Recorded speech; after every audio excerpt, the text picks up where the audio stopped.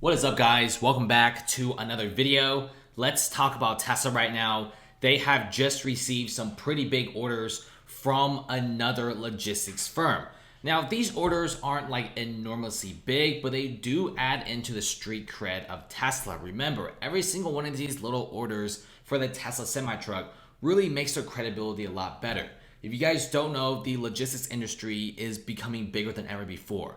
Like pre-COVID, it wasn't really that big because there were a lot of individuals buying things online. Now, obviously, it was still growing at a rapid pace, but I think after the whole pandemic incident, a lot of people just started buying things online. People bought toilet paper, food, water, groceries. Everyone's door dashing. Everyone is buying things from Amazon, eBay, etc.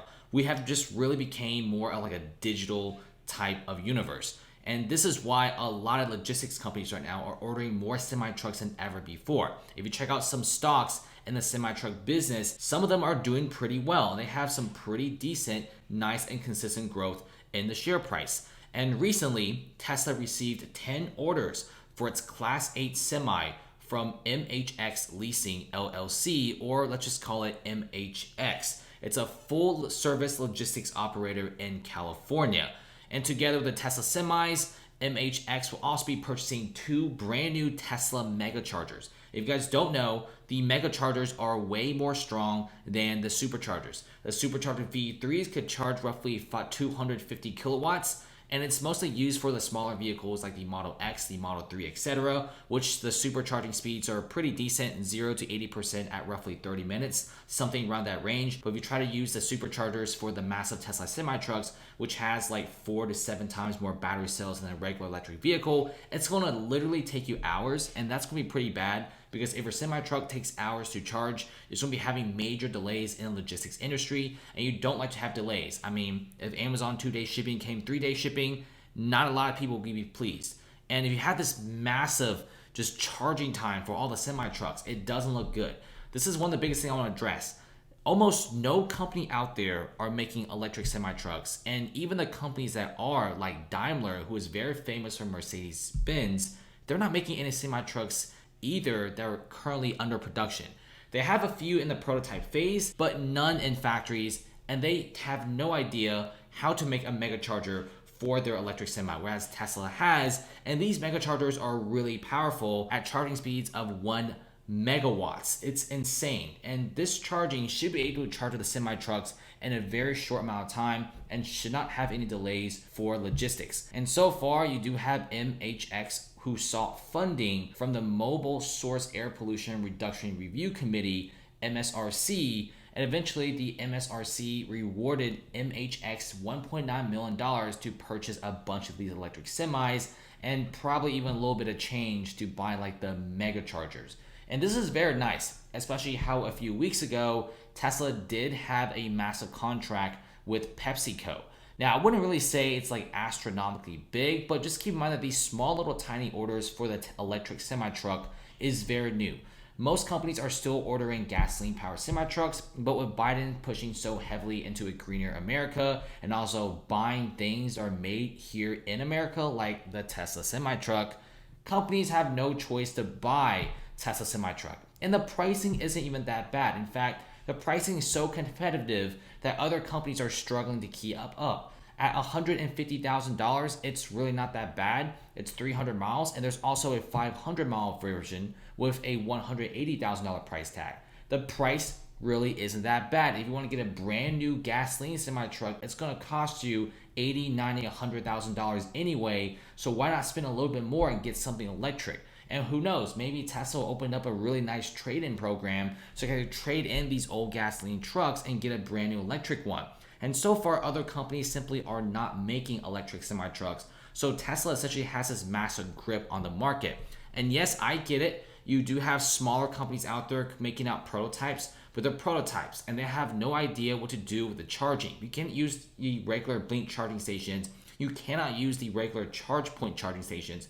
Those are for small vehicles for individuals. If you want to use those tiny charging stations for a massive semi-truck, it's going to take you 4 to 5 hours. And that's something that people just don't want to do. Massive delays in the logistics system. And this is why a Tesla Semi is so sought after. You do have Tesla coming out with the semi-trucks officially delivered to customers perhaps next year. Because the Austin Gigafactory right now is under construction, they're almost done the whole factory.